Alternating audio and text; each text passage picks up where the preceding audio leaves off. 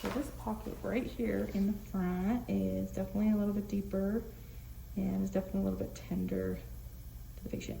So because it is pretty tight though, it's an anterior, but the tissue's not super puffy, I'm gonna use a mini Gracey. So minis are tiny, so good because they're so tiny. The cutting edge is really little. And I'm gonna have it parallel with the tooth. It makes the 70-degree angle for you.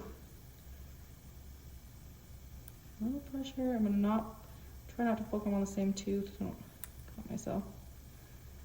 And they're gonna bleed every time. If they have calculus subgingivally, they are gonna bleed like this, and that is okay.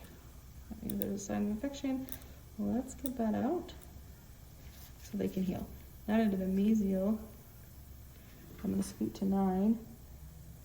Nice and parallel with the tooth. Tiny little baby strokes in there with a nice cutting edge. And then now I'm gonna explore.